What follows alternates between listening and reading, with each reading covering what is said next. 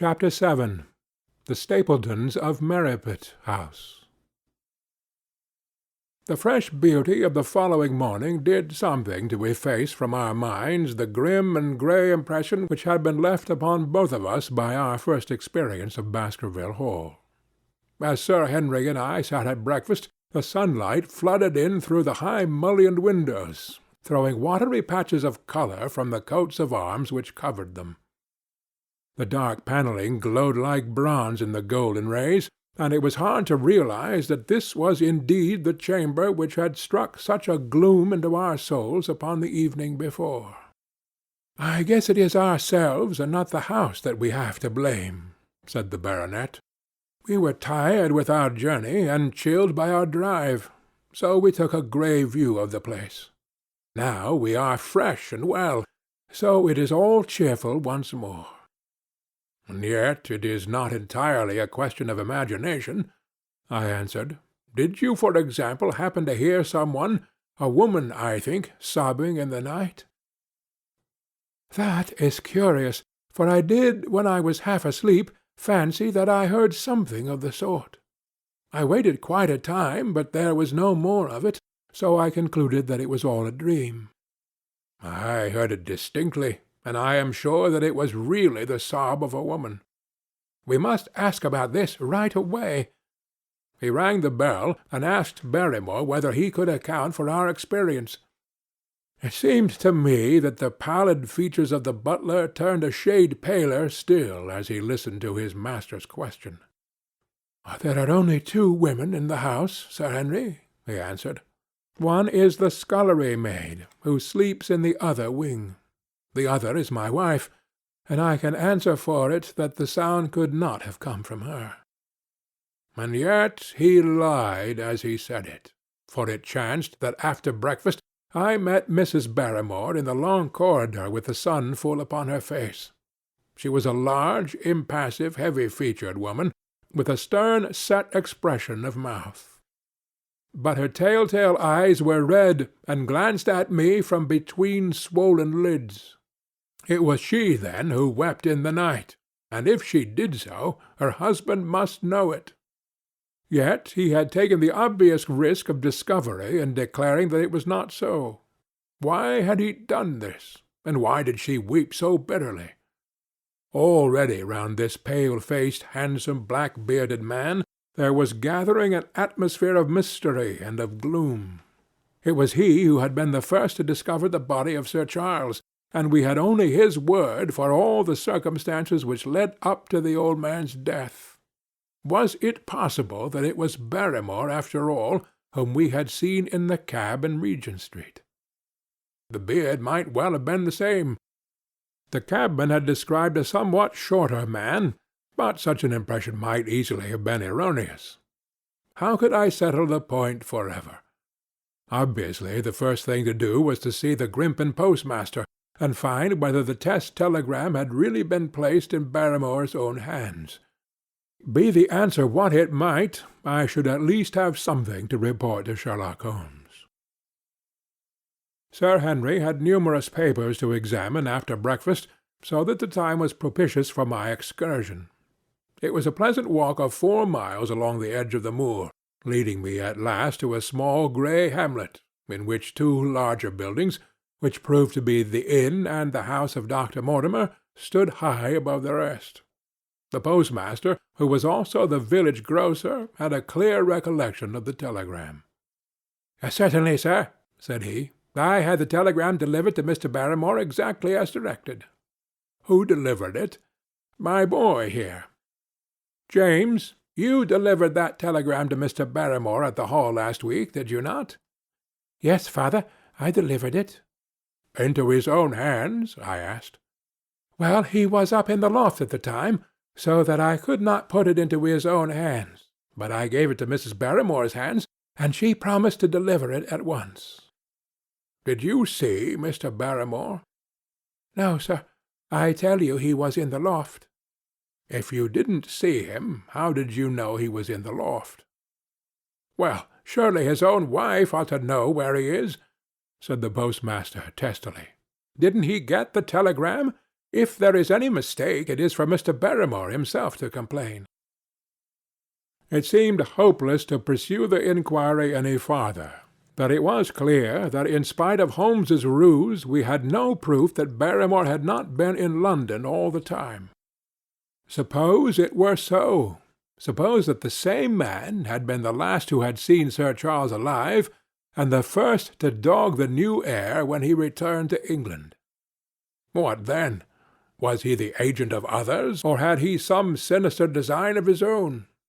What interest could he have in persecuting the Baskerville family? I thought of the strange warning clipped out of the leading article of the Times. Was that his work, or was it possibly the doing of some one who was bent upon counteracting his schemes? The only conceivable motive was that which had been suggested by Sir Henry, that if the family could be scared away, a comfortable and permanent home would be secured for the Barrymores. But surely such an explanation as that would be quite inadequate to account for the deep and subtle scheming which seemed to be weaving an invisible net round the young baronet. Holmes himself had said that no more complex case had come to him in all the long series of his sensational investigations. I prayed, as I walked back along the grey, lonely road, that my friend might soon be freed from his preoccupations, and able to come down to take this heavy burden of responsibility from my shoulders. Suddenly my thoughts were interrupted by the sound of running feet behind me, and by a voice which called me by name. I turned, expecting to see Dr. Mortimer, but to my surprise it was a stranger who was pursuing me. He was a small, slim, clean-shaven, prim-faced man, flaxen-haired and lean-jawed, between 30 and 40 years of age, dressed in a grey suit and wearing a straw hat. A tin box for botanical specimens hung over his shoulder, and he carried a green butterfly net in one of his hands. "You will, I am sure, excuse my presumption, Dr. Watson," said he, as he came panting up to where I stood. "Here on the moor we are homely folk, and do not wait for formal introductions. You may possibly have heard my name from our mutual friend, Mortimer. I am Stapleton, of Merripit House." "Your net and box would have told me as much," said I, for I knew that Mr. Stapleton was a naturalist. "But how did you know me?" "I had been calling on Mortimer, and he pointed you out to me from the window of his surgery as you passed. As our road lay the same way, I thought that I would overtake you and introduce myself. I trust that Sir Henry is none the worse for his journey." "He is very well, thank you." "We were all rather afraid that, after the sad death of Sir Charles, the new baronet might refuse to live here. It is asking much of a wealthy man to come down and bury himself in a place of this kind, but I need not tell you that it means a very great deal to the countryside. Sir Henry has, I suppose, no superstitious fears in the matter?" "I do not think that is likely." "Of course you know the legend of the fiend dog which hunts the family?" "I have heard it." "It is extraordinary how credulous the peasants are about here. Any number of them are ready to swear that they have seen such a creature upon the moor." He spoke with a smile, but I seemed to read in his eyes that he took the matter more seriously. The story took a great hold upon the imagination of Sir Charles, and I have no doubt that it led to his tragic end. "But how?" "His nerves were so worked up that the appearance of any dog might have had a fatal effect upon his diseased heart. I fancy that he really did see something of the kind upon that last night in the yew alley.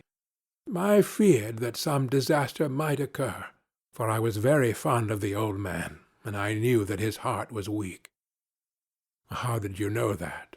"My friend Mortimer told me." "You think, then, that some dog pursued Sir Charles, and that he died of fright in consequence?" "Have you any better explanation?" "I have not come to any conclusion." "Has Mr. Sherlock Holmes—" The words took away my breath for an instant, but a glance at the placid face and steadfast eyes of my companion showed that no surprise was intended. "It is useless for us to pretend that we do not know you, Dr. Watson," said he. "The records of your detective have reached us here, and you could not celebrate him without being known yourself. When Mortimer told me your name, he could not deny your identity. If you are here, then it follows that Mr. Sherlock Holmes is interesting himself in the matter, and I am naturally curious to know what view he may take." "I am afraid that I cannot answer that question." "May I ask if he is going to honor us with a visit himself?" "He cannot leave town at present. He has other cases which engage his attention." "What a pity! He might throw some light on that which is so dark to us. But as to your own researches, if there is any possible way in which I can be of service to you, I trust that you will command me. If I had any indication of the nature of your suspicions, or how you propose to investigate the case, I might perhaps even now give you some aid or advice. I assure you that I am simply here upon a visit to my friend Sir Henry, and that I need no help of any kind." "Excellent," said Stapleton. "You are perfectly right to be wary and discreet. I am justly reproved for what I feel was an unjustifiable intrusion, and I promise you that I will not mention the matter again." We had come to a point where a narrow grassy path struck off from the road and wound away across the moor. A steep, boulder-sprinkled hill lay upon the right, which had in bygone days been cut into a granite quarry. The face, which was turned upwards towards us, formed a dark cliff, with ferns and brambles growing in its niches. From over a distant rise there floated a grey plume of smoke. "A moderate walk along this moor-path brings us to Merripit House," said he. "Perhaps you will spare an hour, that I may have the pleasure of introducing you to my sister." My first thought was that I should be by Sir Henry's side, but then I remembered the pile of papers and bills with which his study-table was littered. It was certain that I could not help with those, and Holmes had expressly said that I should study the neighbours upon the moor. I accepted Stapleton's invitation, and returned together down the path. "It is a wonderful place, the moor," said he, looking round over the undulating downs, long green rollers, with crests of jagged granite foaming up into fantastic surges. "You never tire of the moor. You cannot think the wonderful secrets which it contains. It is so vast and so barren and so mysterious." "You know it well, then?" "I have only been here 2 years. The residents would call me a newcomer. We came shortly after Sir Charles settled. But my tastes led me to explore every part of the country round, and I should think that there are few men who know it better than I do." "Is it hard to know?" "Very hard. You see, for example, this great plain to the north here, with the queer hills breaking out of it. Do you observe anything remarkable about that?" "It would be a rare place for a gallop." "You would naturally think so, and the thought has cost several their lives before now. You notice these bright green spots scattered thickly over it?" "Yes, they seem more fertile than the rest." Stapleton laughed. "Oh, that is the great Grimpen Mire," said he. "A false step yonder means death to a man or beast. Only yesterday I saw one of the moor ponies wander into it. He never came out.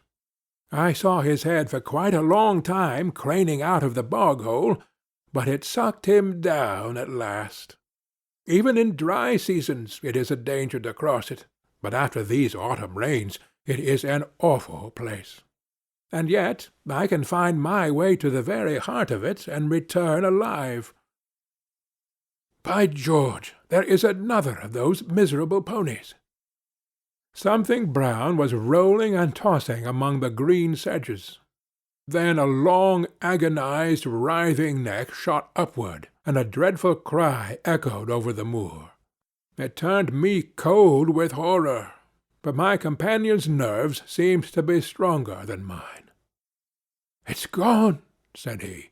"The mire has him.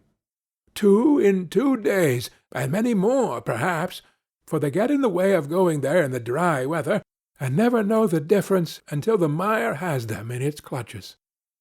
It's a bad place, the great Grimpen mire." "And you say you can penetrate it?" "Yes, there are 1 or 2 paths which a very active man can take. I have found them out." "But why should you wish to go into so horrible a place?" "Well, you see the hills beyond? They are really islands cut off on all sides by the impassable mire, which has crawled round them in the course of the years. That is where the rare plants and the butterflies are, if you have the wit to reach them. I shall try my luck some day." He looked at me with a surprised face. "For God's sake, put such an idea out of your mind," said he. "Your blood would be upon my head. I assure you that there would not be the least chance of your coming back alive. It is only by remembering certain complex landmarks that I am able to do it." "Hullo!" I cried. "What is that?" A long low moan, indescribably sad, swept over the moor. It filled the whole air, and yet it was impossible to say whence it came. From a dull murmur it swelled into a deep roar, and then sank back into a melancholy, throbbing murmur once again. Stapleton looked at me with a curious expression in his face. "Queer place, the moor," said he. "But what is it?" "The peasants say it is the hound of the Baskervilles calling for its prey. I've heard it once or twice before, but never quite so loud." I looked round, with a chill of fear in my heart, at the huge swelling plain, mottled with the green patches of rushes. Nothing stirred over the vast expanse save a pair of ravens, which croaked loudly from a tor behind us. "You are an educated man. You don't believe such nonsense as that," said I. "What do you think is the cause of so strange a sound?" "Bogs make queer noises sometimes. It's the mud settling, or the water rising, or something." "No, no. That was a living voice." "Well, perhaps it was. Did you ever hear a bittern booming?" "No, I never did." "It's a very rare bird, practically extinct in England now, but all things are possible upon the moor. Yes, I should not be surprised to learn that what we have heard is the cry of the last of the bitterns." "It's the weirdest, strangest thing that ever I heard in my life." "Yes, it's rather an uncanny place altogether. Look at the hillside yonder. What do you make of those?" The whole steep slope was covered with grey circular rings of stone, a score of them at least. "What are they? Sheep pens?" "Oh, no, they are the homes of our worthy ancestors. Prehistoric man lived thickly on the moor, and as no one in particular has lived there since, we find all his little arrangements exactly as he left them. These are his wigwams, with the roofs off. You can even see his hearth and his couch, if you have the curiosity to go inside." "But it is quite a town. When was it inhabited?" "Neolithic man. No date." "What did he do?" "He grazed his cattle on these slopes, and he learned to dig for tin when the bronze sword began to supersede the stone axe. Look at the great trench in the opposite hill. That is his mark. Yes, you will find some very singular points about the moor, Dr. Watson." "Oh, excuse me an instant. It is surely Cyclopides." A small fly or moth had fluttered across our path, and in an instant Stapleton was rushing with extraordinary energy and speed in pursuit of it. To my dismay, the creature flew straight for the great mire, and my acquaintance never paused for an instant, bounding from tuft to tuft behind it, his green net waving in the air. His grey clothes and jerky zigzag irregular progress made him not unlike some huge moth himself. I was standing, watching his pursuit, with a mixture of admiration for his extraordinary activity, and fear lest he should lose his footing in the treacherous mire, when I heard the sound of steps, and turning round found a woman near me upon the path. She had come from the direction in which the plume of smoke indicated the position of Merripit House, but the dip of the moor had hid her until she was quite close.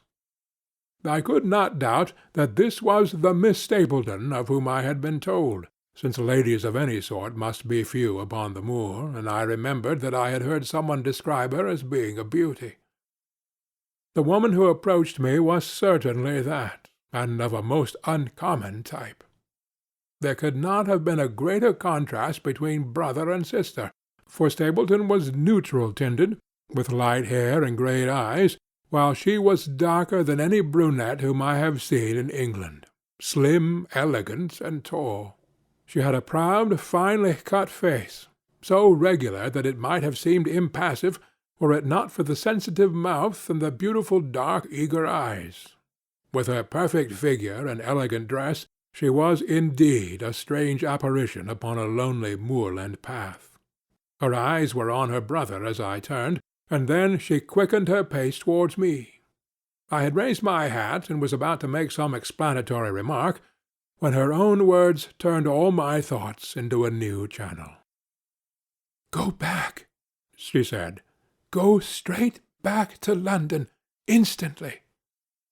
I could only stare at her in stupid surprise. Her eyes blazed at me, and she tapped the ground impatiently with her foot. "Why should I go back?" I asked. "I cannot explain." She spoke in a low, eager voice, with a curious lisp in her utterance. "But for God's sake, do what I ask you. Go back and never set foot upon the moor again." "But I have only just come." "Man, man," she cried, "can you not tell when a warning is for your own good? Go back to London. Start to-night. Get away from this place at all costs. Hush! My brother is coming. Not a word of what I have said. Would you mind getting that orchid for me among the mare's tails yonder? We are very rich in orchids on the moor, though, of course, you are rather late to see the beauties of the place." Stapleton had abandoned the chase, and came back to us breathing hard and flushed with his exertions. "Hello, Beryl," said he, and it seemed to me that the tone of his greeting was not altogether a cordial one. "Well, Jack, you are very hot." "Yes, I was chasing a cyclopides." "He is very rare, and seldom found in the late autumn. What a pity that I should have missed him." He spoke unconcernedly, but his small light eyes glanced incessantly from the girl to me. "You have introduced yourselves, I can see." "Yes, I was telling Sir Henry that it was rather late for him to see the true beauties of the moor. Why, who do you think this is?" "I imagine it must be Sir Henry Baskerville." "No, no," said I, "only a humble commoner, but his friend. My name is Dr. Watson." A flush of vexation passed over her expressive face. "We have been talking at cross purposes," said she. "Why, you had not very much time for talk," her brother remarked with the same questioning eyes. "I talked as if Dr. Watson were a resident instead of being merely a visitor," said she. "It cannot much matter to him whether it is early or late for the orchids. But you will come on, will you not, and see Merripit House?" A short walk brought us to it.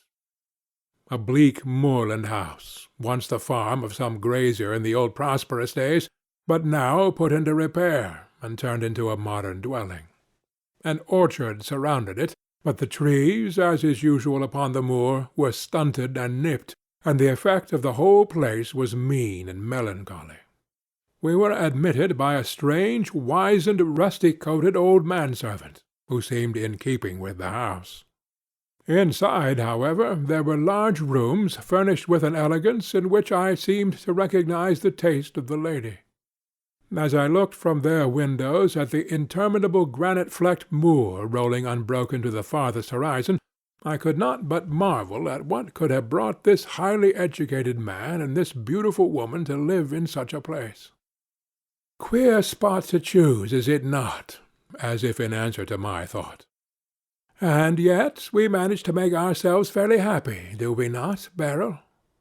Quite happy, said she, but there was no ring of conviction in her words. I had a school, said Stapleton. It was in the north country. The work to a man of my temperament was mechanical and uninteresting, but the privilege of living with youth, of helping to mould those young minds, and of impressing them with one's own character and ideals, was very dear to me. However, the fates were against us. A serious epidemic broke out in the school, and 3 of the boys died.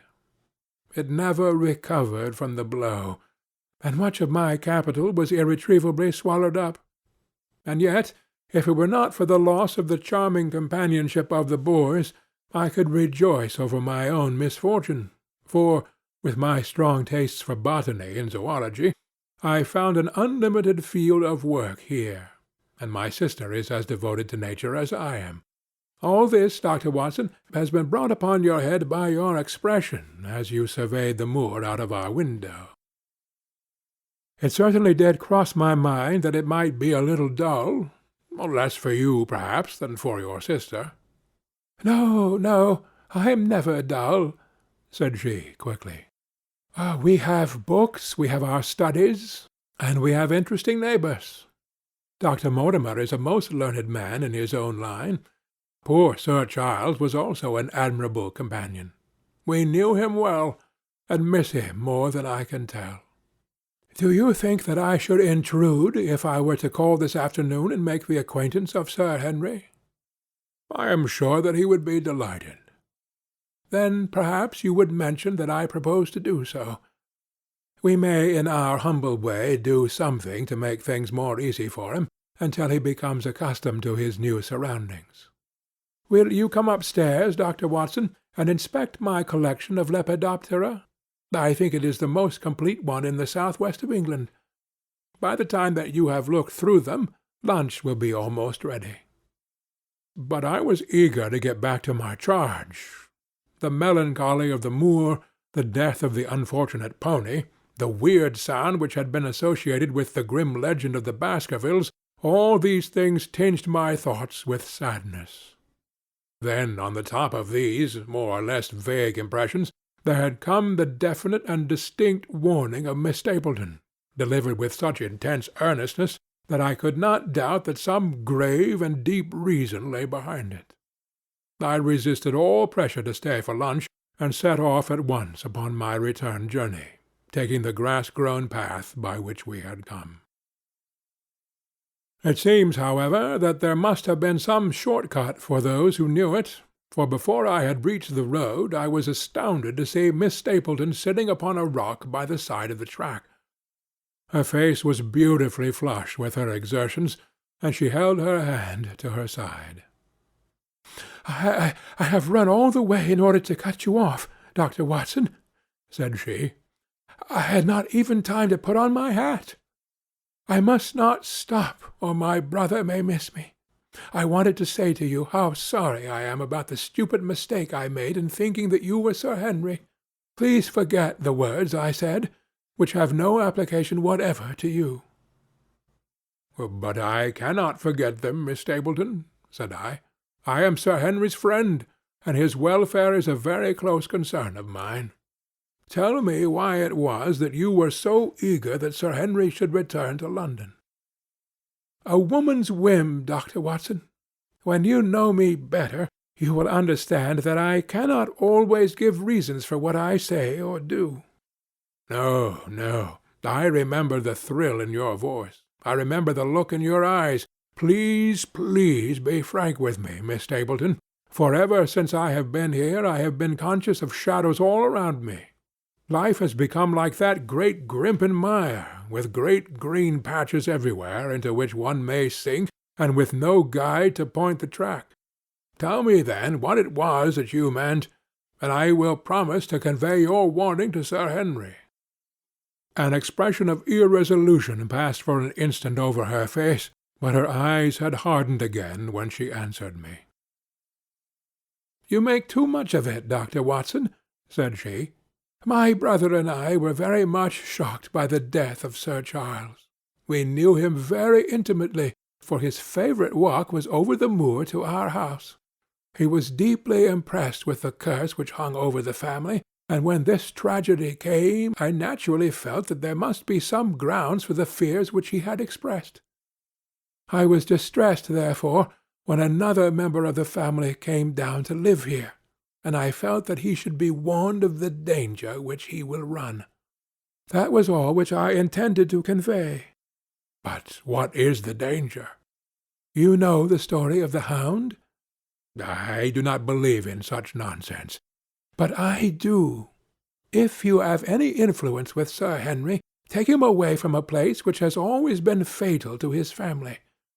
The world is wide. Why should he wish to live at the place of danger?" "Because it is the place of danger. That is Sir Henry's nature. I fear that unless you can give me some more definite information than this, it would be impossible to get him to move." "I cannot say anything definite, for I do not know anything definite." "I would ask you one more question, Miss Stapleton. If you meant no more than this when you first spoke to me, why should you not wish your brother to overhear what you said? There is nothing to which he or any one else could object." "My brother is very anxious to have the hall inhabited, for he thinks it is for the good of the poor folk upon the moor. He would be very angry if he knew that I have said anything which might induce Sir Henry to go away. But I have done my duty now, and I will say no more. I must get back, or he will miss me and suspect that I have seen you. Good-bye." She turned and had disappeared in a few minutes among the scattered boulders, while I, with my soul full of vague fears, pursued my way to Baskerville Hall.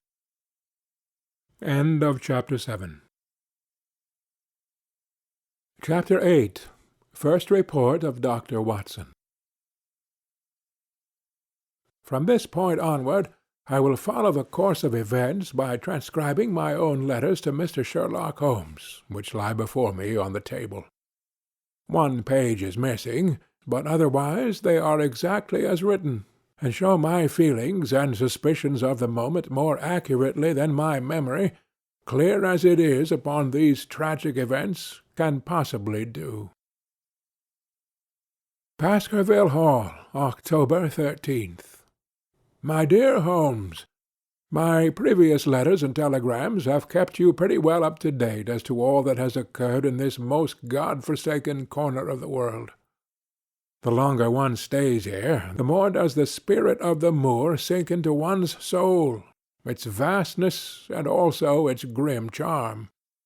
When you are once out upon its bosom, you have left all traces of modern England behind you. But, on the other hand, you are conscious everywhere of the homes and the work of the prehistoric people. On all sides of you as you walk are the houses of these forgotten folk, with their graves and the huge monoliths which are supposed to have marked their temples.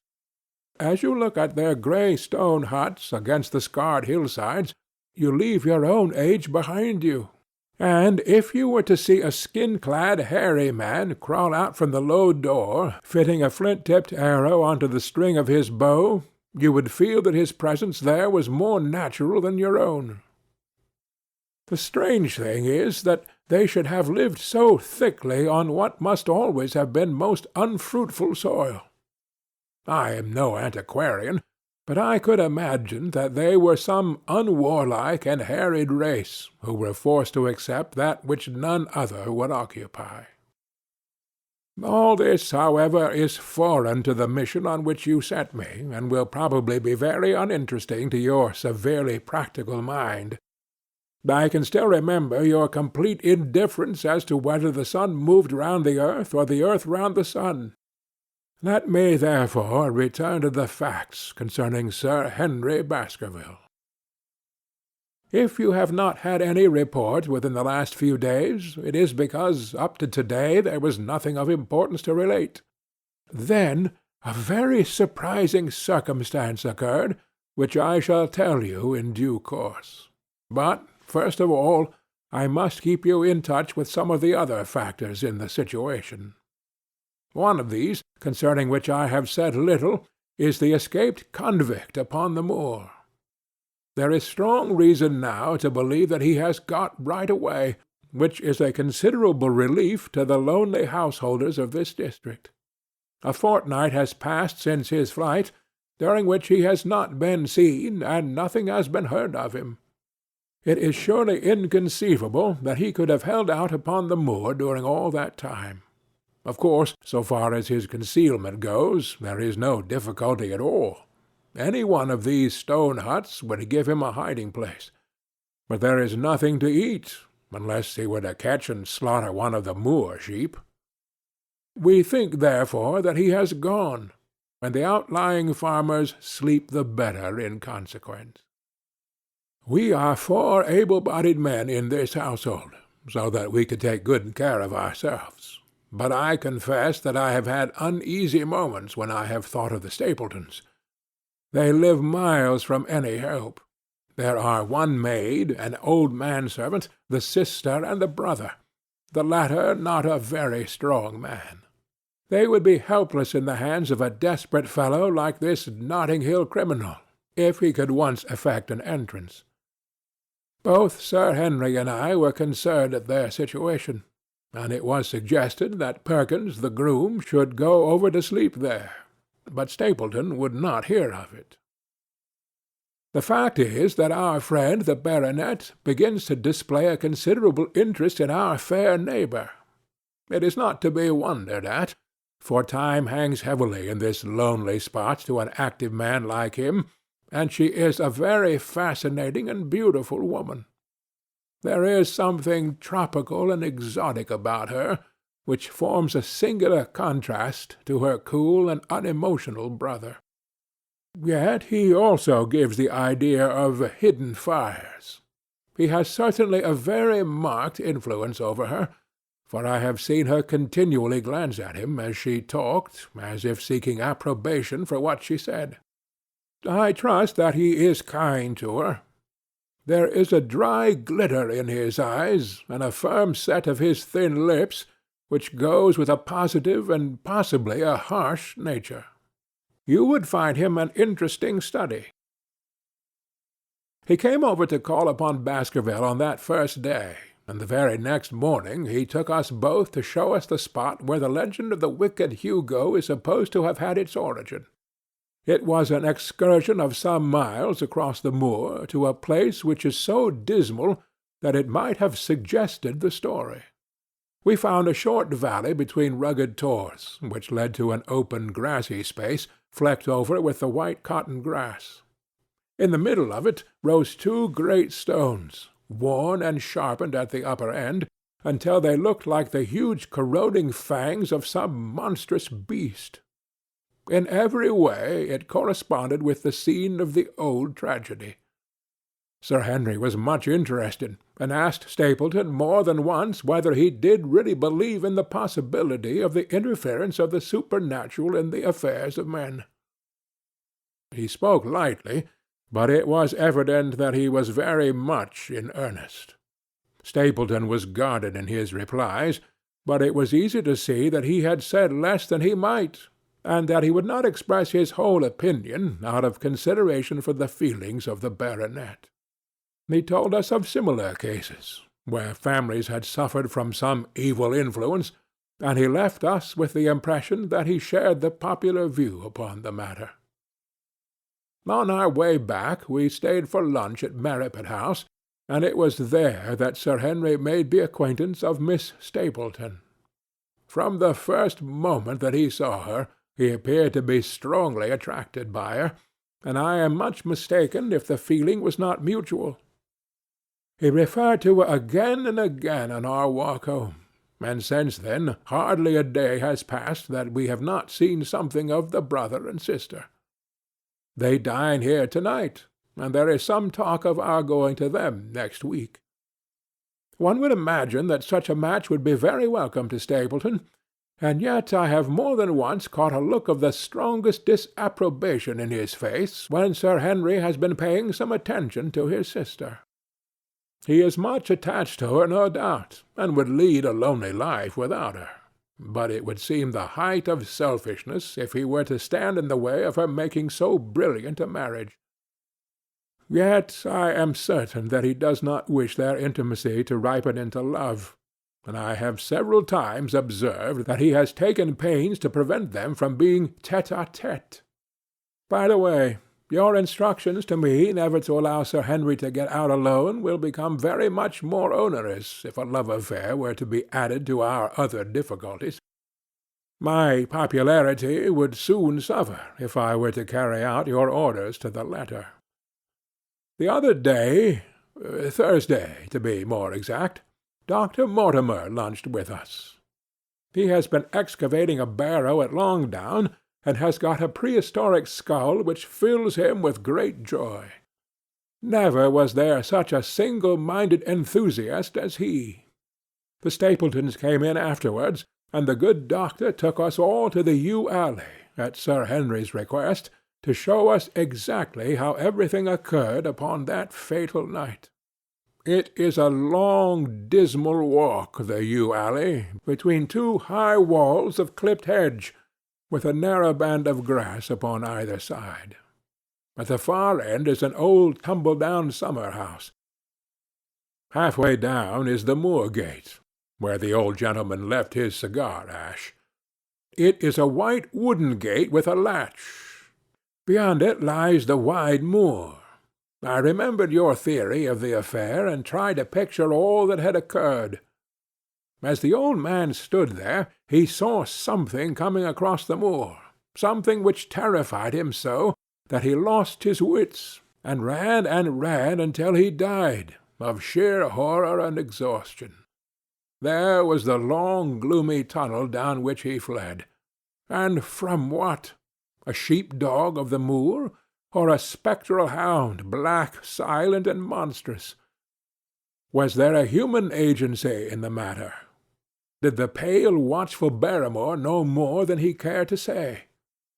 It was all dim and vague, but always there is the dark shadow of crime behind it. One other neighbor I have met since I wrote last. This is Mr. Frankland of Laughter Hall, who lives some 4 miles to the south of us. He is an elderly man, red-faced, white-haired, and choleric. His passion is for the British law, and he has spent a large fortune in litigation. He fights for the mere pleasure of fighting, and is equally ready to take up either side of a question, so that it is no wonder that he has found it a costly amusement. Sometimes he will shut up a right-of-way and defy the parish to make him open it. At others he will with his own hands tear down some other man's gate, and declare that a path has existed there from time immemorial, defying the owner to prosecute him for trespass. He is learned in old manorial and communal rights, and he applies his knowledge sometimes in favour of the villagers of Fernworthy, and sometimes against them, so that he is periodically either carried in triumph down the village street, or else burned in effigy, according to his latest exploit. He is said to have about 7 lawsuits upon his hands at present, which will probably swallow up the remainder of his fortune, and so draw his sting and leave him harmless for the future. Apart from the law, he seems a kindly, good-natured person, and I only mentioned him because you were particular that I should send some description of the people who surround us. He is curiously employed at present, for being an amateur astronomer, he has an excellent telescope, with which he lies upon the roof of his own house, and sweeps the moor all day in the hope of catching a glimpse of the escaped convict. If he would confine his energies to this, all would be well. But there are rumours that he intends to prosecute Dr. Mortimer for opening a grave without the consent of the next of kin, because he dug up the Neolithic skull in the barrow on Long Down. He helps to keep our lives from being monotonous, and gives a little comic relief where it is badly needed. And now, having brought you up to date in the escaped convict, the Stapletons, Dr. Mortimer, and Frankland of Laughter Hall, let me end on that which is most important, and tell you more about the Barrymores, and especially about the surprising development of last night. First of all, about the test telegram, which you sent from London in order to make sure that Barrymore was really here. I have already explained that the testimony of the postmaster shows that the test was worthless, and that we have no proof one way or the other. I told Sir Henry how the matter stood, and he at once, in his downright fashion, had Barrymore up and asked him whether he had received the telegram himself. Barrymore said that he had. "Did the boy deliver it into your own hands?" asked Sir Henry. Barrymore looked surprised, and considered for a little time. "No," said he. "I was in the box-room at the time, and my wife brought it up to me." "Did you answer it yourself?" "No. I told my wife what to answer, and she went down to write it." In the evening he recurred to the subject of his own accord. I could not understand the object of your questions this morning, Sir Henry," said he. "I trust that they do not mean that I have done anything to forfeit your confidence." Sir Henry had to assure him that it was not so, and pacify him by giving him a considerable part of his old wardrobe, the London outfit having now all arrived. "Mrs. Barrymore is of interest to me.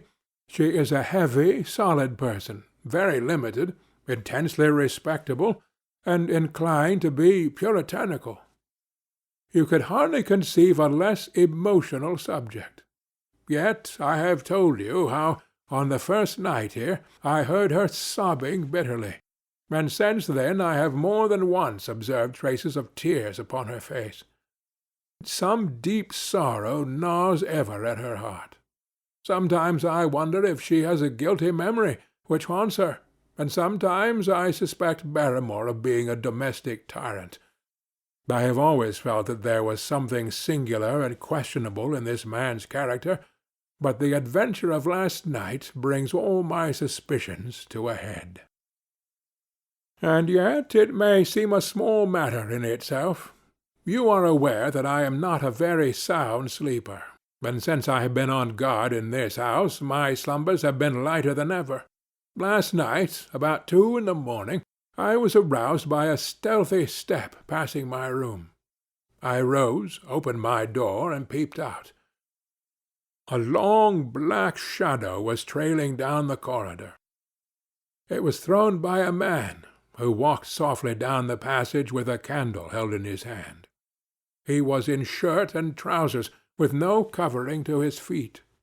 I could merely see the outline, but his height told me it was Barrymore. He walked very slowly and circumspectly, and there was something indescribably guilty and furtive in his whole appearance.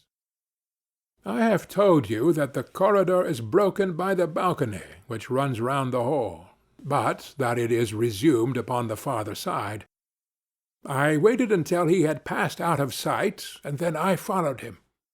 When I came round the balcony, he had reached the end of the farther corridor, and I could see from the glimmer of light through an open door that he had entered one of the rooms. Now, all these rooms are unfurnished and unoccupied, so that his expedition became more mysterious than ever. The light shone steadily, as if he were standing motionless. I crept down the passage as noiselessly as I could, and peeped round the corner of the door. Barrymore was crouching at the window with his candle held against the glass. His profile was half turned towards me, and his face seemed to be rigid with expectation as he stared out into the blackness of the moor. For some minutes he stood, watching intently. Then he gave a deep groan, and with an impatient gesture he put out the light. Instantly I made my way back to my room, and very shortly came the stealthy steps passing once more upon their return journey.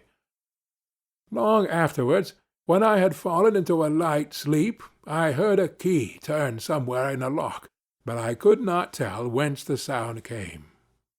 What it all means I cannot guess, but there is some secret business going on in this house of gloom which sooner or later we shall get to the bottom of. I do not trouble you with my theories, for you asked me to furnish you only with facts. I have had a long talk with Sir Henry this morning, and we have made a plan of campaign, founded upon my observations of last night. I will not speak about it just now, but it should make my next report interesting reading. End of Chapter 8. Chapter 9. Second Report of Dr. Watson. The Light upon the Moor. Baskerville Hall, October 15th. My dear Mr. Holmes, if I was compelled to leave you without much news during the early days of my mission, you must acknowledge that I am making up for lost time, and that events are now crowding thick and fast upon us. In my last report, I ended upon my top note with Barrymore at the window, and now I have quite a budget already which will, unless I am much mistaken, considerably surprise you. Things have taken a turn which I could not have anticipated. In some ways they have within the last 48 hours become much clearer, and in some ways they have become more complicated. But I will tell you all, and you shall judge for yourself. Before breakfast on the morning following my adventure, I went down the corridor and examined the room in which Barrymore had been the night before. The western window through which he had stared so intently has, I noticed, one peculiarity above all other windows in the house. It commands the nearest outlook on the moor. There is an opening between two trees which enables one from this point of view to look right down upon it, while from all the other windows it is only a distant glimpse which can be obtained. It follows, therefore, that Barrymore, since only this window would serve the purpose, must have been looking out for something or somebody upon the moor. The night was very dark, so that I can hardly imagine how he could have hoped to see anyone. It had struck me that it was possible that some love intrigue was on foot. That would have accounted for his stealthy movements, and also for the uneasiness of his wife. The man is a striking-looking fellow, very well equipped to steal the heart of a country girl, so that this theory seemed to have something to support it. That opening of the door which I had heard after I returned to my room might mean that he had gone out to keep some clandestine appointment. So I reasoned with myself in the morning, and I tell you the direction of my suspicions, however much the result may have shown that they were unfounded. But whatever the true explanation of Barrymore's movements might be, I felt that the responsibility of keeping them to myself until I could explain them was more than I could bear. I had an interview with the baronet in his study after breakfast, and I told him all that I had seen. He was less surprised than I had expected. I knew that Barrymore walked about nights, and I had a mind to speak to him about it, said he. 2 or 3 times I have heard his steps in the passage, coming and going, just about the hour you name. Perhaps, then, he pays a visit every night to that particular window, I suggested. Perhaps he does. If so, we should be able to shadow him, and see what it is that he is after. I wonder what your friend Holmes would do if he were here. I believe that he would do exactly what you now suggest, said I. He would follow Barrymore and see what he did. Then we shall do it together. Oh, but surely he would hear us. The man is rather deaf, and in any case we must take our chance of that. We'll sit up in my room tonight and wait until he passes. Sir Henry rubbed his hands with pleasure, and it was evident that he hailed the adventure as a relief to his somewhat quiet life upon the moor.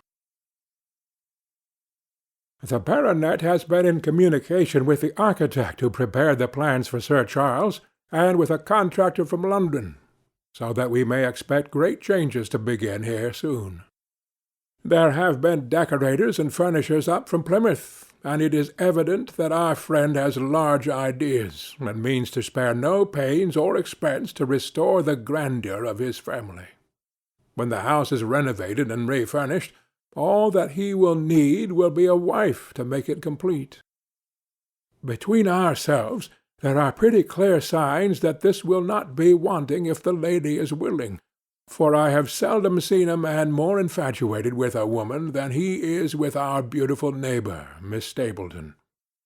And yet the course of true love does not run quite as smoothly as one would under the circumstances expect.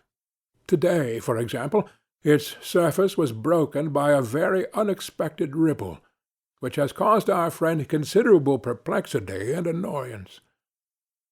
After the conversation which I have quoted about Barrymore, Sir Henry put on his hat and prepared to go out. As a matter of course, I did the same. "What, are you coming, Watson?" he asked, looking at me in a curious way. "Oh, that depends on whether you are going on the moor," said I. "Yes, I am." "Well, you know what my instructions are. I am sorry to intrude, but you heard how earnestly Holmes insisted that I should not leave you, and especially that you should not go alone upon the moor." Sir Henry put his hand upon my shoulder with a pleasant smile. "My dear fellow," said he, "Holmes, with all his wisdom, did not foresee some things which have happened since I have been on the moor. You understand me? I am sure that you are the last man in the world who would wish to be a spoil-sport. I must go out alone. It put me in a most awkward position. I was at a loss what to say or what to do, and before I made up my mind he picked up his cane and was gone. But when I came to think the matter over, my conscience reproached me bitterly for having on any pretext allowed him to go out of my sight. I imagine what my feelings would be if I had to return to you and to confess that some misfortune had occurred through my disregard for your instructions. I assure you my cheeks flushed at the very thought. It might not even now be too late to overtake him, so I set off at once in the direction of Merripit House. I hurried along the road at the top of my speed, without seeing anything of Sir Henry, until I came to the point where the moor path branches off. There, fearing that perhaps I had come in the wrong direction after all, I mounted a hill from which I could command a view, the same hill which is cut into the dark quarry.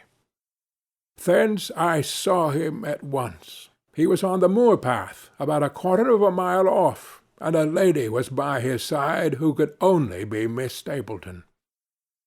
It was clear that there was already an understanding between them, and that they had met by appointment. They were walking slowly along in deep conversation, and I saw her making quick little movements of her hands, as if she were very earnest in what she was saying, while he listened intently, and once or twice shook his head in strong dissent. I stood among the rocks watching them, very much puzzled as to what I should do next. To follow them and break into their intimate conversation seemed to be an outrage, and yet my clear duty was never for an instant to let him out of my sight. To act the spy upon a friend was a hateful task. Still, I could see no better course than to observe him from the hill, and to clear my conscience by confessing to him afterwards what I had done. It is true that if any sudden danger had threatened him, I was too far away to be of use, and yet I am sure that you will agree with me that the position was very difficult, and that there was nothing more which I could do. Our friend Sir Henry and the lady had halted on the path, and were standing deeply absorbed in their conversation, when I was suddenly aware that I was not the only witness of their interview. A wisp of green floating in the air caught my eye, and another glance showed me that it was carried on a stick by a man who was moving among the broken ground. It was Stapleton with his butterfly net. He was very much closer to the pair than I was, and he appeared to be moving in their direction. At this instant Sir Henry suddenly drew Miss Stapleton to his side. His arm was around her, but it seemed to me that she was straining away from him with her face averted.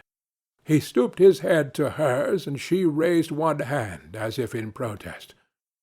Next moment I saw them spring apart and turn hurriedly round. Stapleton was the cause of the interruption. He was running wildly towards them, his absurd net dangling behind him. He gesticulated and almost danced with excitement in front of the lovers. What the scene meant I could not imagine, but it seemed to me that Stapleton was abusing Sir Henry, who offered explanations, which became more angry as the other refused to accept them. The ladies stood by in haughty silence. Finally Stapleton turned upon his heel and beckoned in a peremptory way to his sister, who, after an irresolute glance at Sir Henry, walked off by the side of her brother. The naturalist's angry gestures showed that the lady was included in his displeasure. The baronet stood for a minute looking after them, and then he walked slowly back the way that he had come, his head hanging, the very picture of dejection. What all this meant I could not imagine, but I was deeply ashamed to have witnessed so intimate a scene without my friend's knowledge. I ran down the hill, therefore, and met the baronet at the bottom. His face was flushed with anger, and his brows were wrinkled, like one who is at his wits' ends what to do. "Hullo, Watson! Where have you dropped from?" said he. "You don't mean to say that you came after me in spite of all?" I explained everything to him. How I had found it impossible to remain behind, how I had followed him, and how I had witnessed all that had occurred. For an instant his eyes blazed at me, but my frankness disarmed his anger, and he broke at last into a rather rueful laugh. "You would have thought the middle of that prairie a fairly safe place for a man to be private," said he. "But, by thunder, the whole countryside seems to have been out to see me do my wooing, and a mighty poor wooing at that. Where had you engaged a seat?" "I was on that hill." "Quite in the back row, eh? But her brother was well up to the front. Did you see him come out on us?" "Yes, I did." "Did he ever strike you as being crazy, this brother of hers?" "I can't say that he ever did." "I dare say not. I always thought him sane enough, till to-day. But you can take it from me that either he or I ought to be in a strait-jacket. What's the matter with me, anyhow? You've lived near me for some weeks, Watson. Tell me straight now. Is there anything that would prevent me from making a good husband to a woman that I loved?" "I should say not." "He can't object to my worldly position, so it must be myself that he has this down on. What has he against me? I never hurt man or woman in my life, that I know of. And yet he would not so much as let me touch the tips of her fingers." "Did he say so?" "That, and a deal more. I tell you, Watson, I've only known her these few weeks, but from the first I just felt that she was made for me, and she too. She was happy when she was with me, and that I'll swear. There's a light in a woman's eyes that speaks louder than words.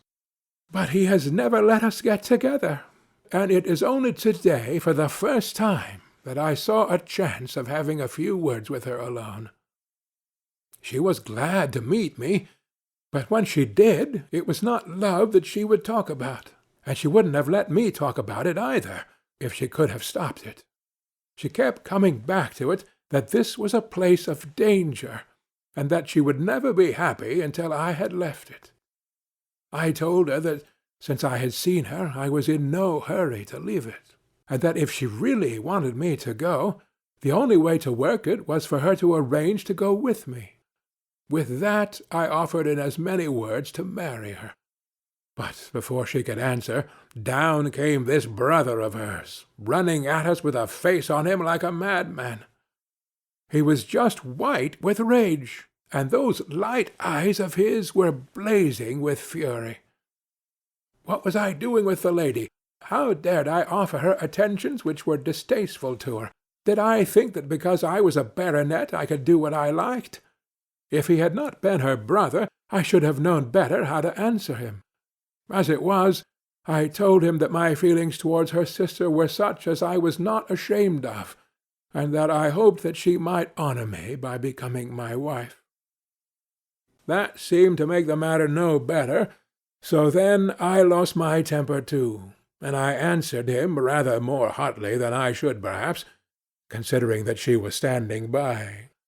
So it ended by his going off with her, as you saw, and here am I as badly puzzled a man as any in this county. Just tell me what it all means, Watson, and I'll owe you more than ever I can hope to pay. I tried one or two explanations, but indeed I was completely puzzled myself. Our friend's title, his fortune, his age, his character, and his appearance are all in his favour. I know nothing against him, unless it be this dark fate which runs in his family. That his advances should be rejected so brusquely without any reference to the lady's own wishes, and that the lady should accept the situation without protest, is very amazing. However, our conjectures were set at rest by a visit from Stapleton himself that very afternoon. He had come to offer apologies for his rudeness of the morning, and after a long private interview with Sir Henry in his study, the upshot of their conversation was that the breach is quite healed, and that we are to dine at Merripit House next Friday as a sign of it. "I don't say now that he isn't a crazy man," said Sir Henry. "I can't forget the look in his eyes when he ran at me this morning, but I must allow that no man could make a more handsome apology than he has done. Did he give any explanation of his conduct?"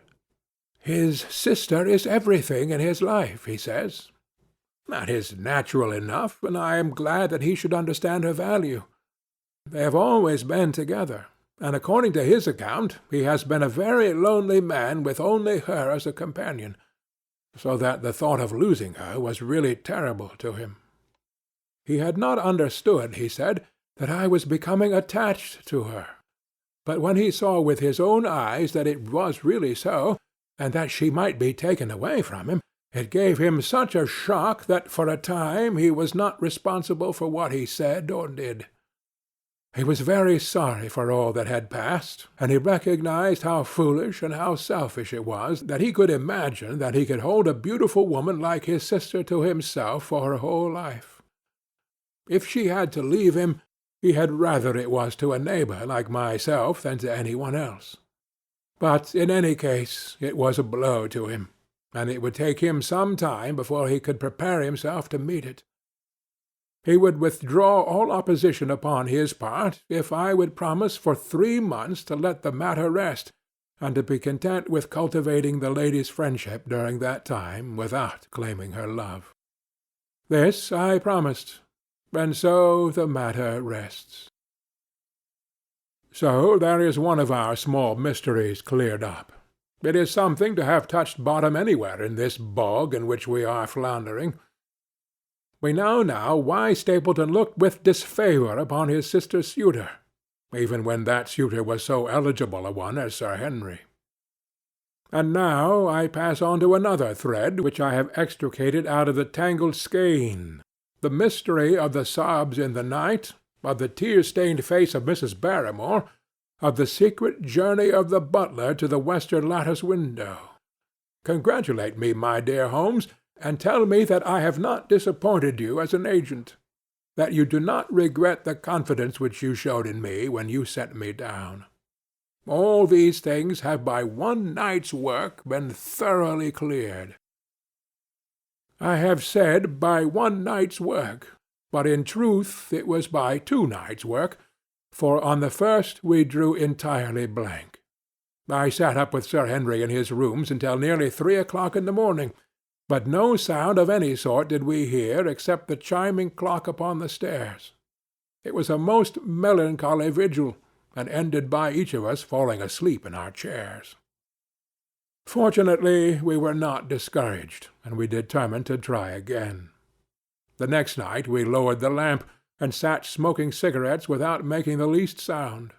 It was incredible how slowly the hours crawled by, and yet we were helped through it by the same sort of patient interest which the hunter must feel as he watches the trap into which he hopes the game will wander. 1 struck, and 2, and we had almost for the second time given it up in despair, when in an instant we both sat bolt upright in our chairs, with all our weary senses keenly on the alert once more. We had heard the creak of a step in the passage.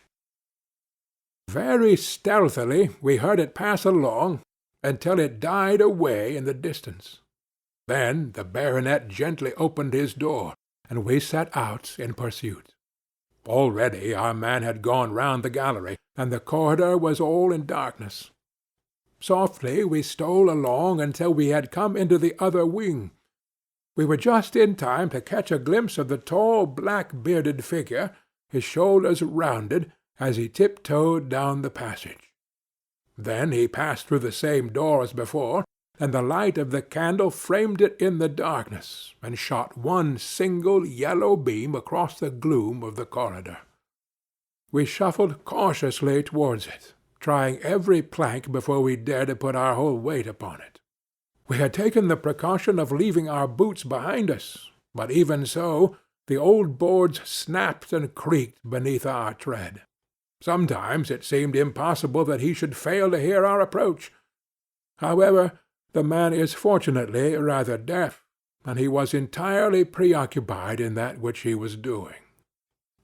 When at last we reached the door and peeped through, we found him crouching at the window, candle in hand, his white, intent face pressed against the pane, exactly as I had seen him 2 nights before.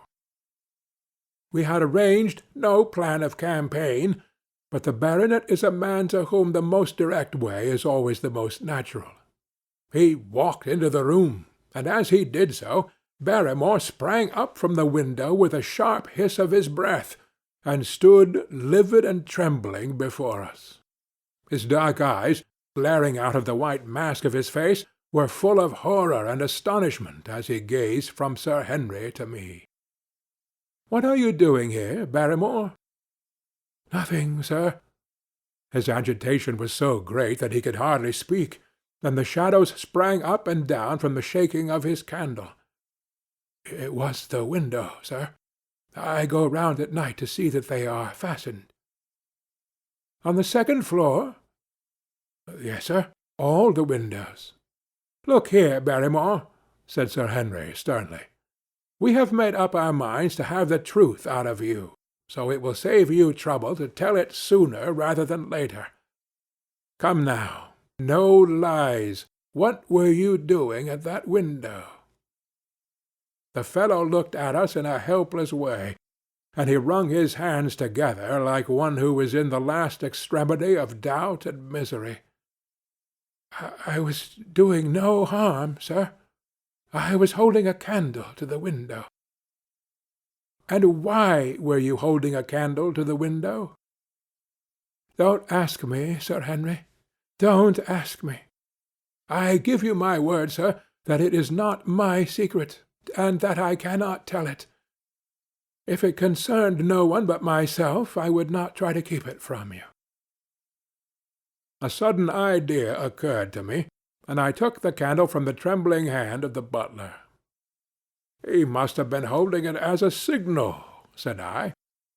"Let us see if there is any answer." I held it as he had done, and stared out into the darkness of the night. Vaguely I could discern the black bank of the trees and the lighter expanse of the moor, for the moon was behind the clouds.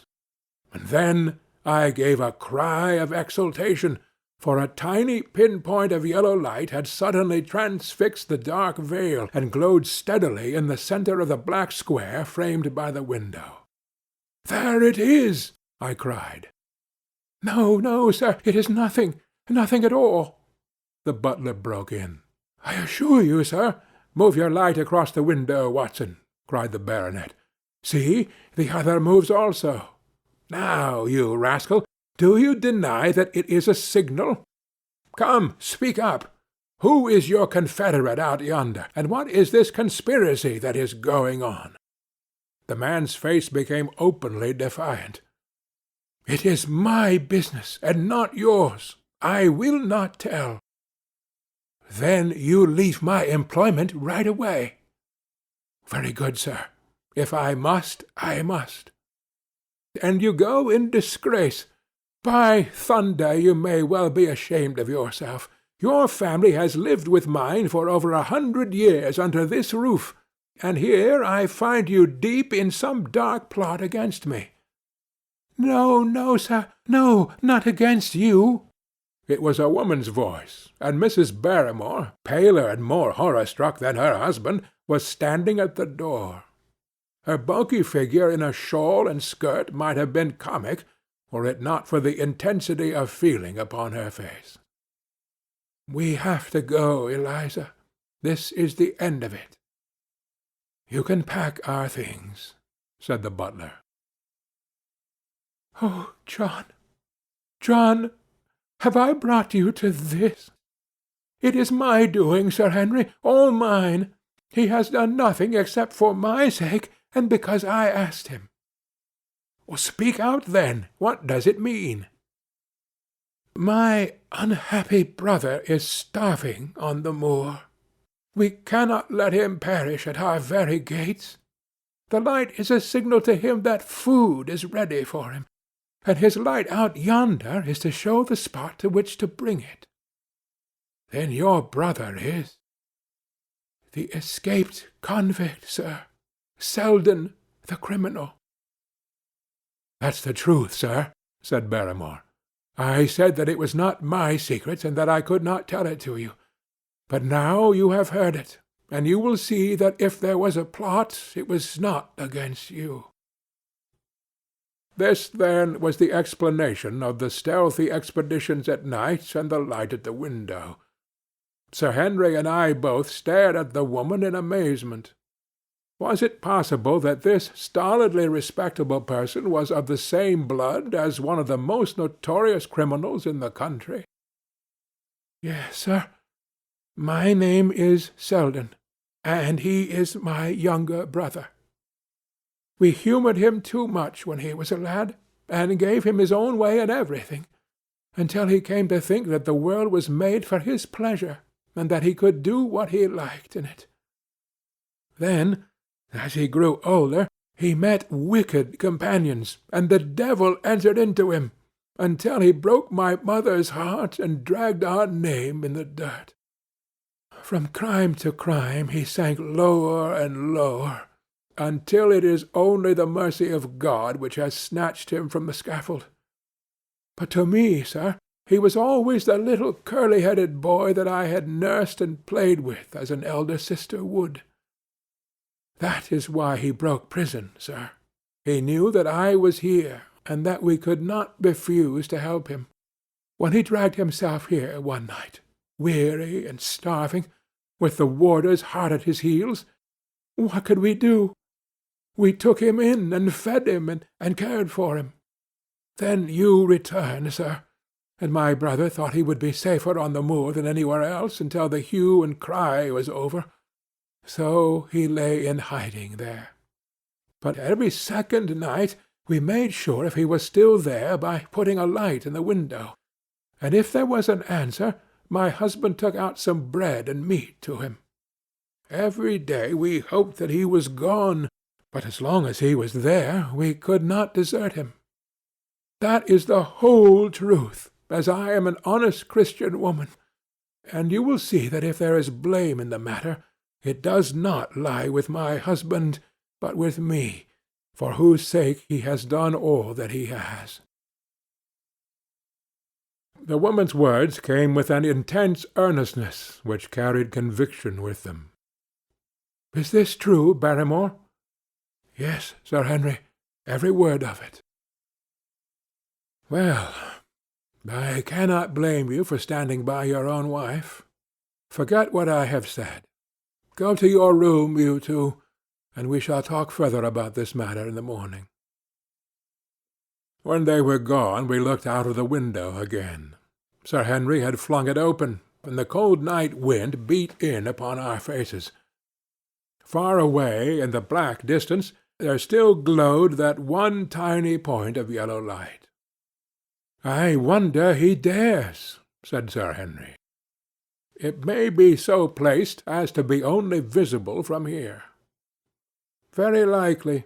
How far do you think it is?" "Out by the Cleft Tor, I think." "Not more than a mile or two off." "Hardly that." "Well, it cannot be far if Barrymore had to carry out the food to it. And he is waiting, this villain, beside that candle.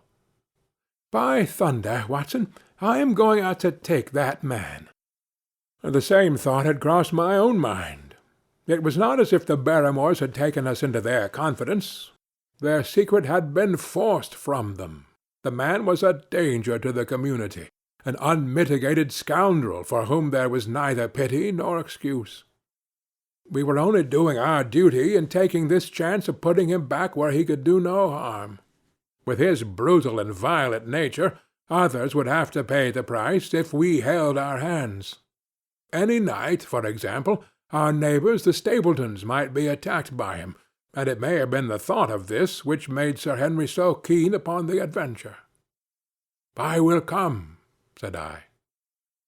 "Then get your revolver and put on your boots. The sooner we start the better, as the fellow may put out his light and be off." In 5 minutes we were outside the door, starting upon our expedition. We hurried through the dark shrubbery, amid the dull moaning of the autumn wind and the rustling of the falling leaves. The night air was heavy with the smell of damp and decay. Now and again the moon peeped out for an instant, but clouds were driving over the face of the sky, and just as we came out on the moor a thin rain began to fall. The light still burned steadily in front. "Are you armed?" I asked. "I have a hunting crop." "We must close in on him rapidly, for he is said to be a desperate fellow. We shall take him by surprise, and have him at our mercy before he can resist." "I say, Watson," said the baronet, "what would Holmes say to this? How about that hour of darkness in which the power of evil is exalted?" As if in answer to his words, there rose suddenly out of the vast gloom of the moor that strange cry which I had already heard upon the borders of the great Grimpen Mire. It came with the wind through the silence of the night, a long deep mutter, then a rising howl, and then the sad moan in which it died away. Again and again it sounded, the whole air throbbing with it, strident, wild, and menacing. The baronet caught my sleeve, and his face glimmered white through the darkness. "My God, what's that, Watson?" "I don't know. It's a sound they have on the moor. I heard it once before." It died away, and an absolute silence closed in upon us. We stood straining our ears, but nothing came. "Watson," said the baronet, "it was the cry of a hound." My blood ran cold in my veins, for there was a break in his voice which told of the sudden horror which had seized him. "What do they call this sound?" he asked. "Who?" "The folk on the countryside." "Oh, they are ignorant people.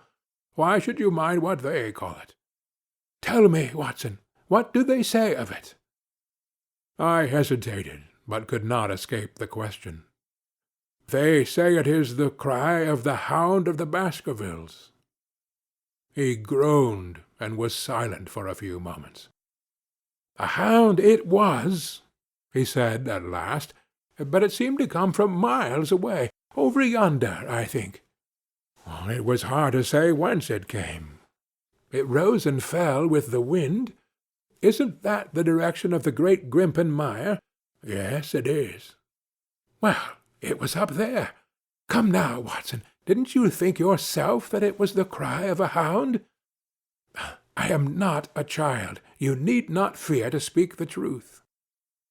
"Stapleton was with me when I heard it last. He said that it might be the calling of a strange bird." "No, no, it was a hound." "My God! Can there be some truth in all these stories? Is it possible that I am really in danger from so dark a cause? You don't believe it, do you, Watson?" "No, no." "And yet it was one thing to laugh about it in London, and it is another to stand out here in the darkness of the moor and to hear such a cry as that. And my uncle, there was the footprint of the hound beside him as he lay. It all fits together. I don't think that I am a coward, Watson, but that sound seems to freeze my very blood. Feel my hand." It was as cold as a block of marble. "You'll be all right tomorrow." "I don't think that I'll get that cry out of my head. What do you advise that we do now?" "Shall we turn back?"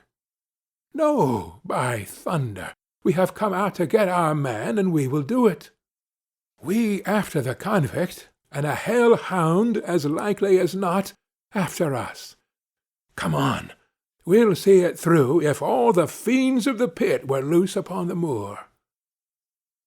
We stumbled slowly along in the darkness, with the black loom of the craggy hills around us, and the yellow speck of light burning steadily in front. There is nothing so deceptive as the distance of a light upon a pitch-dark night, and sometimes the glimmer seems to be far away upon the horizon, and sometimes it might have been within a few yards of us. But at last we could see whence it came, and then we knew that we were indeed very close. A guttering candle was stuck in a crevice of the rocks, which flanked it on each side so as to keep the wind from it, and also to prevent it from being visible, save in the direction of Baskerville Hall. A boulder of granite concealed our approach, and crouching behind it, we gazed over it at the signal light. It was strange to see this single candle burning there in the middle of the moor, with no sign of life near it, just the one straight yellow flame and the gleam of the rock on each side of it. "What shall we do now?" whispered Sir Henry. "Wait here. He must be near his light. Let us see if we can get a glimpse of him." My words were hardly out of my mouth when we both saw him. Over the rocks, in the crevice of which the candle burned, there was thrust out an evil yellow face, a terrible animal face, all seamed and scored with vile passions. Foul with mire, with a bristling beard, and hung with matted hair, it might well have belonged to one of those old savages who dwelt in the burrows on the hillsides. The light beneath him was reflected in his small cunning eyes, which peered fiercely to right and left through the darkness, like a crafty and savage animal who has heard the steps of the hunters. Something had evidently aroused his suspicions. It may have been that Barrymore had some private signal which he had neglected to give, or the fellow may have had some other reason for thinking that all was not well, but I could read his fears upon his wicked face. Any instant he might dash out of the light and vanish in the darkness. I sprang forward, therefore, and Sir Henry did the same. At the same moment the convict screamed out a curse at us, and hurled a rock, which splintered up against the boulder which had sheltered us. I caught one glimpse of his short, squat, strongly built figure as he sprang to his feet and turned to run. At the same moment, by a lucky chance, the moon broke through the clouds. We rushed over the brow of the hill, and there was our man running with great speed down the other side, springing over the stones in his way with the activity of a mountain goat. A lucky long shot of my revolver might have crippled him, but I had brought it only to defend myself if attacked, and not to shoot an unarmed man who was running away. We were both swift runners and in fairly good training, but we soon found that we had no chance of overtaking him. We saw him for a long time in the moonlight, until he was only a small speck moving swiftly among the boulders upon the side of a distant hill. We ran and ran until we were completely blown, but the space between us grew ever wider. Finally we stopped and sat panting on 2 rocks, while we watched him disappearing in the distance. And it was at this moment that there occurred a most strange and unexpected thing. We had risen from our rocks and were turning to go home, having abandoned the hopeless chase. The moon was low upon the right, and the jagged pinnacle of a granite tor stood up against the lower curve of its silver disk. There, outlined as black as an ebony statue on that shining background, I saw the figure of a man upon the tor. Do not think it was a delusion, Holmes. I assure you that I have never in my life seen anything more clearly. As far as I could judge, the figure was that of a tall, thin man. He stood with his legs a little separated, his arms folded, his head bowed, as if he were brooding over that enormous wilderness of peat and granite which lay before him. He might have been the very spirit of that terrible place. It was not the convict. This man was far from the place where the latter had disappeared. Besides, he was a much taller man. With a cry of surprise, I pointed him out to the baronet, but in the instant during which I had turned to grasp his arm, the man was gone. There was the sharp pinnacle of granite still cutting the lower edge of the moon, but its peak bore no trace of that silent and motionless figure. I wished to go in that direction and to search the tor, but it was some distance away. The baronet's nerves were still quivering from that cry, which recalled the dark story of his family, and he was not in the mood for fresh adventures. He had not seen this lonely man upon the tor, and could not feel the thrill which his strange presence and his commanding attitude had given to me. "A warder, no doubt," said he. "The moor has been thick with them since this fellow escaped." "Well, perhaps his explanation may be the right one, but I should like to have some further proof of it. To-day we mean to communicate to the Provincetown people where they should look for their missing man. But it is hard lines that we have not actually had the triumph of bringing him back as our own prisoner. Such are the adventures of last night, and you must acknowledge, my dear Holmes, that I have done you very well in the matter of a report. Much of what I tell you is no doubt quite irrelevant, but still I feel that it is best that I should let you have all the facts, and leave you to select for yourself those which will be of most service to you in helping you to your conclusions. We are certainly making some progress. So far as the Barrymores go, we have found the motive of their actions, and that has cleared up the situation very much. But the moor, with its mysteries and its strange inhabitants, remains as inscrutable as ever. Perhaps in my next I may be able to throw some light upon this also. Best of all would it be if you could come down to us. In any case, you will hear from me again in the course of the next few days. End of Chapter 9. Chapter 10. Extract from the Diary of Dr. Watson. So far, I have been able to quote from the reports which I have forwarded during these early days to Sherlock Holmes. Now, however, I have arrived at a point in my narrative where I am compelled to abandon this method, and to trust once more to my recollections, aided by the diary which I kept at the time. A few extracts from the latter will carry me on to those scenes which are indelibly fixed in every detail upon my memory. I proceed, then, from the morning which followed our abortive chase of the convict, and our other strange experiences upon the moor.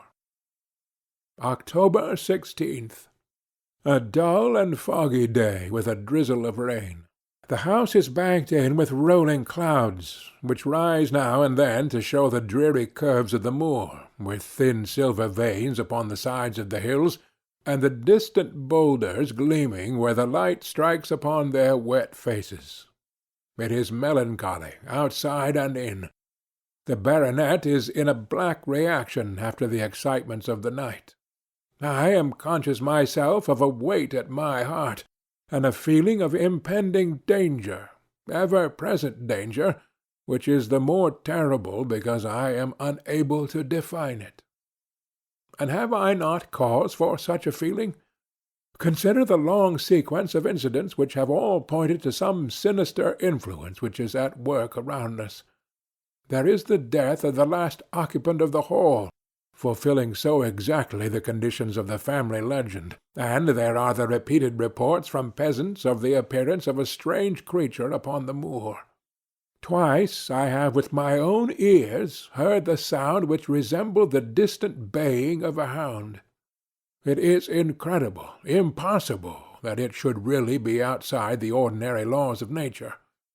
A spectral hound which leaves material footmarks and fills the air with its howling is surely not to be thought of. Stapleton may fall in with such a superstition, and Mortimer also, but if I have one quality upon earth, it is common sense, and nothing will persuade me to believe in such a thing. To do so would be to descend to the level of these poor peasants, who are not content with a mere fiend dog, but must needs describe him with hell-fire shooting from his mouth and eyes. Holmes would not listen to such fancies, and I am his agent. But facts are facts, and I have twice heard the crying upon the moor.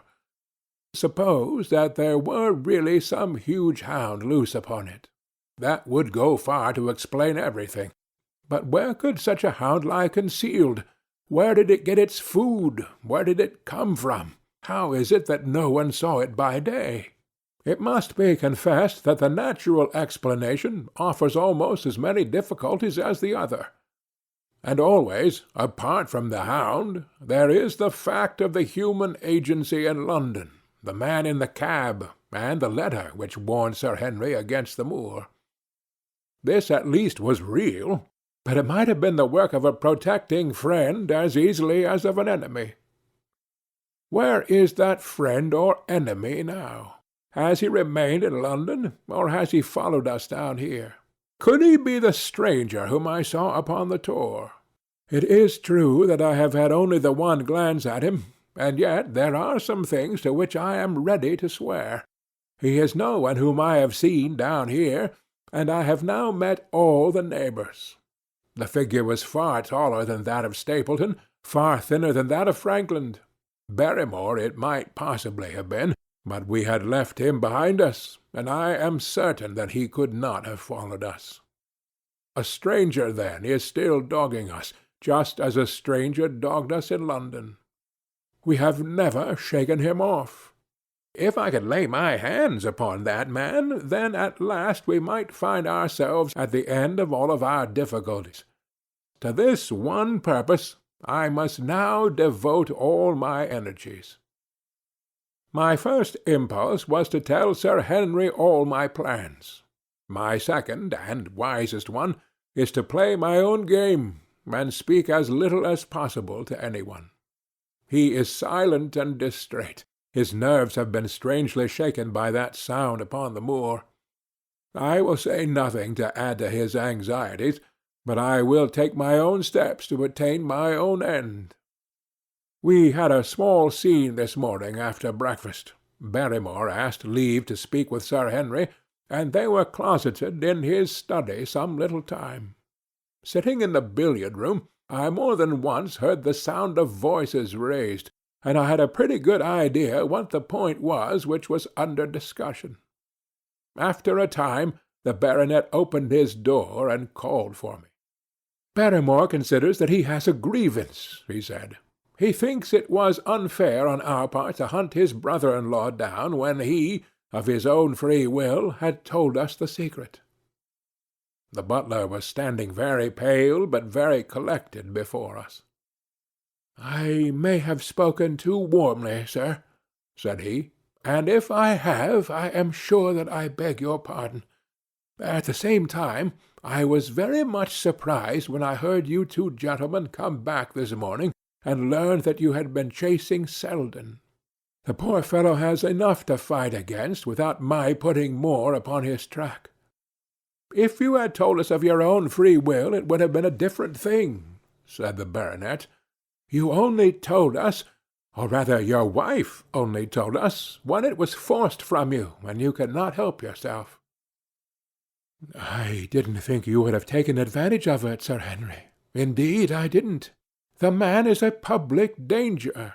There are lonely houses scattered over the moor, and he is a fellow who would stick at nothing. You only want to get a glimpse of his face to see that. Look at Mr. Stapleton's house, for example, with no one but himself to defend it. There's no safety for any one until he is under lock and key. He'll break into no house, sir. I give you my solemn word upon that. But he will never trouble any one in the country again. I assure you, Sir Henry, that in a very few days the necessary arrangements will have been made, and he will be on his way to South America. For God's sake, sir, I beg of you not to let the police know that he is still on the moor. They have given up the chase there, and he can lie quiet until the ship is ready for them. You can't tell on him without getting my wife and me into trouble. I beg you, sir, to say nothing to the police. What do you say, Watson?" I shrugged my shoulders. If he were safely out of the country, it would relieve the taxpayer of a burden. But how about the chance of his holding someone up before he goes? He would not do anything so mad, sir. We have provided him with all that he can want. To commit a crime would be to show where he is hiding. That is true, said Sir Henry. Well, Barrymore, God bless you, sir, and thank you from my heart. It would have killed my poor wife had he been taken again. I guess we are aiding and abetting a felony, Watson. But after what we have heard, I don't feel as if I could give the man up. So there is an end of it. All right, Barrymore, you can go. With a few broken words of gratitude, the man turned, but he hesitated and then came back. You have been so kind to us, sir, that I should like to do the best I can for you in return. I know something, Sir Henry, and perhaps I should have said it before, but it was long after the inquest that I found it out. I've never breathed a word about it yet to mortal man. It's about poor Sir Charles's death. The baronet and I were both upon our feet. Do you know how he died? No, sir, I don't know that. What then? I know why he was at the gate at that hour. It was to meet a woman. To meet a woman? He? Yes, sir. And the woman's name? I can't give you the name, sir, but I can give you the initials. Her initials were L.L. And how do you know this, Barrymore? Well, Sir Henry, your uncle had a letter that morning. He had usually a great many letters, for he was a public man and well known for his kind heart, so that every one who was in trouble was glad to turn to him. But that morning, as it chanced, there was only this one letter, so I took the more notice of it. It was from Coombe Tracy, and it was addressed in a woman's hand. Well? Well, sir, I thought no more of the matter, and never would have, had it not been for my wife. Only a few weeks ago she was cleaning out Sir Charles's study. It had never been touched since his death, and she found the ashes of a burned letter in the back of the grate. The greater part of it was charred to pieces, but one little slip, The end of a page hung together, and the writing could still be read, though it was grey on a black ground. It seemed to us to be a postscript at the end of the letter, and it said, "Please, please, as you are a gentleman, burn this letter, and be at the gate by 10 o'clock." Beneath it were signed the initials L.L. "Have you got that slip?" "No, sir. It crumbled all to bits after we moved it." "Had Sir Charles received any other letters in the same writing?" "Well, sir, I took no particular notice of his letters. I should not have noticed this one, only it happened to come alone." "And you have no idea who L.L. is?" "No, sir, no more than you have. But I expect that if we could lay our hands upon that lady, we should know more about Sir Charles's death." "I cannot understand, Barrymore, how you come to conceal this important information." "Well, sir, it was immediately after that our own trouble came to us. And then again, sir, we were both of us very fond of Sir Charles, as we well might be, considering all that he has done for us. To rake this up couldn't help our poor master, and it's well to go carefully when there's a lady in the case. Even the best of us, you thought it might injure his reputation." "Well, sir, I thought no good could come of it. But now you have been kind to us, and I feel as if it would be treating you unfairly not to tell you all that I know about the matter." "Very good, Barrymore. You can go." When the butler had left us, Sir Henry turned to me. "Well, Watson, what do you think of this new light? It seems to leave the darkness rather blacker than before." "So I think. But if we can only trace L.L., it should clear up the whole business. We have gained that much. We know that there is someone who has the facts, if we can only find her. What do you think we should do? Let Holmes know all about it at once. It will give him the clue for which he has been seeking. I am much mistaken if it does not bring him down." I went at once to my room and drew up my report of the morning's conversation for Holmes. It was evident to me that he had been very busy of late, for the notes which I had from Baker Street were few and short, with no comments upon the information which I had supplied, and hardly any reference to my mission.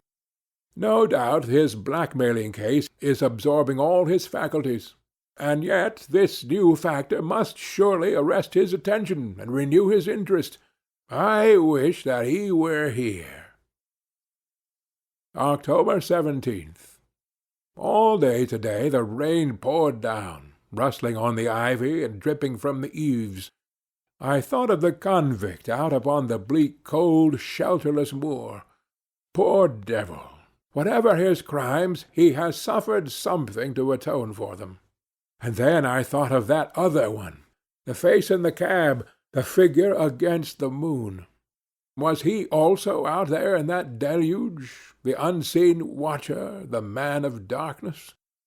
In the evening I put on my waterproof and walked far upon the sodden moor, full of dark imaginings, the rain beating upon my face and the wind whistling about my ears. God help those who wander into the great mire now, for even the firm uplands are becoming a morass. I found the black tor upon which I had seen the solitary watcher, and from its craggy summit I looked out myself across the melancholy downs. Rain squalls drifted across their russet face, and the heavy slate-colored clouds hung low over the landscape, trailing in gray wreaths down the sides of the fantastic hills. In the distant hollow on the left, half hidden by the mist, the two thin towers of Baskerville Hall rose above the trees. They were the only signs of human life which I could see, save only those prehistoric huts which lay thickly upon the slopes of the hills. Nowhere was there any trace of that lonely man whom I had seen on the same spot 2 nights before. As I walked back, I was overtaken by Dr. Mortimer, driving in his dog-cart over a rough moorland track which led from the outlying farmhouse of Foulmire. He has been very attentive to us, and hardly a day has passed that he has not called at the Hall to see how we were getting on. He insisted upon my climbing into his dog-cart, and he gave me a lift homeward. I found him much troubled over the disappearance of his little spaniel. It had wandered on to the moor, and had never come back. I gave him such consolation as I might, but I thought of the pony on the Grimpen Mire, and I do not fancy that he will see his little dog again. "By the way, Mortimer," said I, as we jolted along the rough road, "I suppose there are few people living within driving distance of this whom you do not know." "Hardly any, I think." "Can you, then, tell me the name of any woman whose initials are L.L.?" He thought for a few minutes. "No," said he. "There are a few gipsies and labouring folks for whom I can't answer, but among the farmers or gentry there is no one whose initials are those. Wait a bit, though," he added with a pause. "There is Laura Lyons. Her initials are L.L., but she lives in Coombe Tracey." "Who is she?" I asked. "She is Franklin's daughter." "What, old Franklin the crank?" "Exactly. She married an artist named Lyons, who came sketching on the moor. He proved to be a blackguard, and deserted her. The fault, from what I hear, may not have been entirely on one side. Her father refused to have anything to do with her, because she had married without his consent, and perhaps for one or two other reasons as well. So, between the old sinner and the young one, the girl has had a pretty bad time." "How does she live?" "I fancy old Franklin allows her a pittance, but it cannot be more, for his own affairs are considerably involved. Whatever she may have deserved, one could not allow her to go hopelessly to the bad. Her story got about, and several of the people here did something to enable her to earn an honest living. Stapleton did for one, and Sir Charles for another. I gave a trifle myself. It was to set her up in a typewriting business." He wanted to know the object of my inquiries, but I managed to satisfy his curiosity without telling him too much, for there is no reason why we should take any one into our confidence. Tomorrow morning I shall find my way to Coombe Tracey, and if I can see this Mrs. Laura Lyons, of equivocal reputation, a long step will have been made towards clearing one incident in this chain of mysteries. I am certainly developing the wisdom of the serpent, for when Mortimer pressed his questions to an inconvenient extent, I asked him casually to what type Franklin's skull belonged, and so heard nothing but craniology for the rest of our drive. I have not lived for years with Sherlock Holmes for nothing. I have only one other incident to record upon this tempestuous and melancholy day. This was my conversation with Barrymore just now, which gives me one more strong card which I can play in due time. Mortimer had stayed to dinner, and he and the baronet played écarté afterwards. The butler brought me my coffee into the library, and I took the chance to ask him a few questions.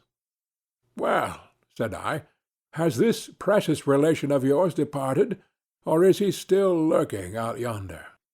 "I don't know, sir. I hope to heaven that he has gone, for he has brought nothing but trouble here. I have not heard of him since I left out food for him last, and that was 3 days ago." "Did you see him then?" "No, sir, but the food was gone when next I went that way." "Then he was certainly there?" "So you would think, sir, unless it was the other man who took it." I sat with my coffee-cup half-way to my lips, and stared at Barrymore. "You know that there is another man, then?" "Yes, sir, there is another man upon the moor." "Have you seen him?" "No, sir." "How do you know of him, then?" "Selden told me of him, sir, a week ago or more. He's in hiding too, but he's not a convict as far as I can make out. I don't like it, Dr. Watson. I tell you straight, sir, that I don't like it." He spoke with a sudden passion of earnestness. "Now listen to me, Barrymore. I have no interest in this matter but that of your master. I have come here with no object except to help him. Tell me frankly what it is that you don't like." Barrymore hesitated for a moment, as if he regretted his outburst, or found it difficult to express his own feelings in words. "It's all these goings-on, sir," he cried at last, waving his hand towards the rain-lashed window which forced the moor. "There's foul play somewhere, and there's black villainy brewing, to that I'll swear. Very glad I should be, sir, to see Sir Henry on his way back to London again. But what is it that alarms you? Look at Sir Charles's death. That was bad enough, for all that the coroner said. Look at the noises on the moor at night. There's not a man would cross it after sundown if he was paid for it. Look at this stranger hiding out yonder, and watching and waiting. What's he waiting for? What does it mean? It means no good to anyone of the name of Baskerville, and very glad I shall be to be quit of it all on the day that Sir Henry's new servants are ready to take over the hall." "But what about this stranger?" said I. "Can you tell me anything about him? What did Selden say? Did he find out where he hid, or what he was doing?" "He saw him once or twice, but he is a deep one and gives nothing away. At first he thought that he was the police, but soon he found that he had some lay of his own. A kind of gentleman he was, as far as he could see, but what he was doing he could not make out." "And where did he say that he lived?" "Among the old houses on the hillside, the stone huts where the old folk used to live." "But what about his food?" "Selden found out that he has got a lad who works for him, and brings him all he needs. I dare say he goes to Coombe Tracey for what he wants. Very good, Barrymore. We may talk further of this some other time." When the butler had gone, I walked over to the black window, and I looked through a blurred pane at the driving clouds and at the tossing outline of the wind-swept trees. It was a wild night indoors, and what must it be in a stone hut upon the moor? What passion of hatred can it be which leads a man to lurk in such a place at such a time? And what deep and earnest purpose can he have which calls for such a trial? There, in that hut upon the moor, seems to lie the very centre of that problem which has vexed me so sorely. I swear that another day shall not have passed before I have done all that man can do to reach the heart of the mystery. End of Chapter 10.